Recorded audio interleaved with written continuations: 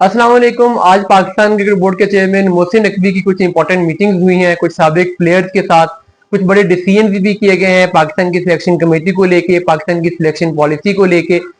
ये मीटिंग किस किस से हुई, क्या डिसीजन हुए और सिलेक्शन कमेटी में क्या चेंज होने जा रहा है, सिलेक्शन पॉलिसी में क्या नए न्यू अमेंडमेंट शामिल की गई हैं, इस सब की डिटेल्स आपसे इस वीडियो में शेयर करूंगा। आप देख रहे हैं पाकिस्तान क्रिकेट पॉडकास्ट और मैं हूं शाहिद खान।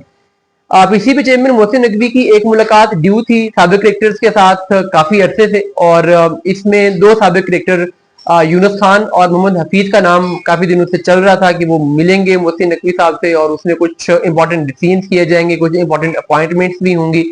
आज उनकी मुलाकात भी हुई और इसके अलावा जो पाकिस्तान के नेशनल हाई परफॉर्मिंग सेंटर के सरबराह आकिब जावेद हैं उनसे भी मुलाकात हुई, सरफराज अहमद से भी हुई, मिसबाह उल हक से भी हुई और कुछ पाकिस्तान के प्लेयर से भी हुई।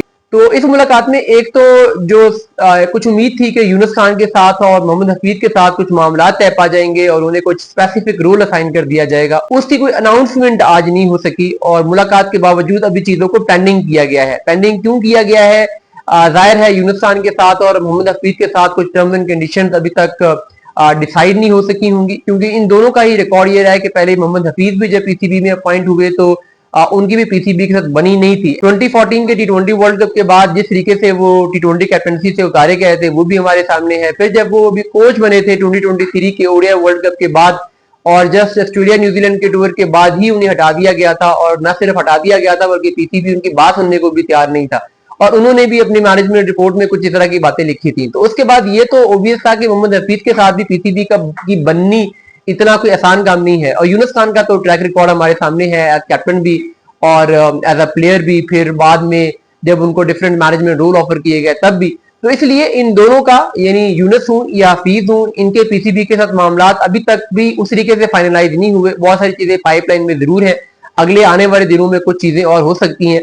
मोहसिन नकवी ने यह हिंट जरूर दिया कि पाकिस्तान की सिलेक्शन कमेटी तब्दील की जा रही है। उन्होंने ये कहा कि हम एक्स क्रिकेटर्स पे मुश्तमिल एक न्यू सिलेक्शन कमेटी बनाने जा रहे हैं जो कि पाकिस्तान की सिलेक्शन पॉलिसी को भी देखेगी और पाकिस्तान टीम के लिए सिलेक्शन भी करेगी। साथ में उन्होंने सिलेक्शन पॉलिसी के लिए भी कहा कि हमने कुछ न्यू डिसीजन किए हैं, जिनमें एक तो ये है कि डिफरेंट कैटेगरीज बनाई जाएंगी डिफरेंट फॉर्मेट्स के लिए। टेस्ट क्रिकेट के लिए अलग से कैटेगरी होगी, ओडीआई के लिए अलग से होगी, टी20 के लिए कोई कैटेगरी नहीं बनाई जाएगी। यानी टी20 के जो प्लेयर्स हैं वो सेंट्रल कॉन्ट्रैक्ट से इंडिपेंडेंट होंगे, वो चाहे तो सेंट्रल कॉन्ट्रैक्ट साइन करें चाहे तो ना करें।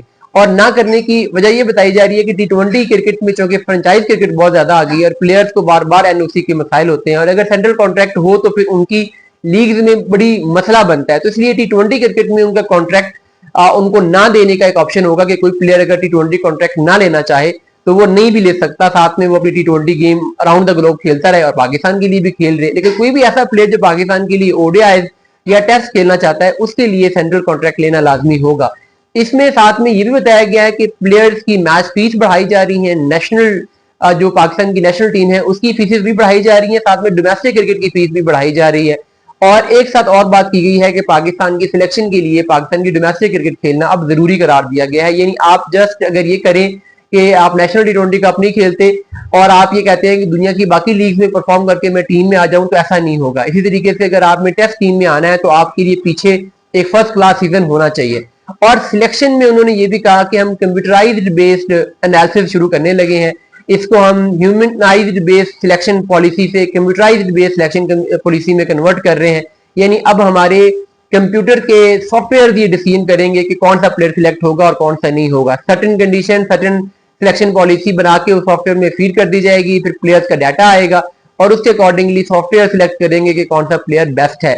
ये एक अनबाइस्ड पॉलिसी तो जरूर हो सकती है, लेकिन इसमें जो एक क्वालिटेटिव ओपिनियन होती है, प्लेयर के टैलेंट को पहचानना, उसकी स्किल्स को देखना, जस्ट नंबर्स की बेस पे आप हमेशा से डिसीजन नहीं कर सकते। एक बैट्समैन को बाई चांस उस टूर्नामेंट में ज्यादा बैटिंग पिचेस मिल गई हैं, उसने बहुत ज्यादा रन कर लिए हैं। एक बैट्समैन को टफ पिचेस मिली हैं, उसने निस्बतन कम रन किए हैं लेकिन उसकी बैटिंग क्वालिटी दूसरे से बहुत बेहतर है। आप इस चीज को कैसे जज कर सकते हैं? तो कंप्यूटराइज्ड बेस्ड सिलेक्शन पॉलिसी अच्छी चीज है, नंबर्स को, स्टैट्स को, इन चीजों को देखना चाहिए, लेकिन सारा डिपेंडेंसी इस चीज पे कर लेना, मेरे ख्याल में ये पॉलिसी भी ज्यादा देर तक वर्क करेगी नहीं।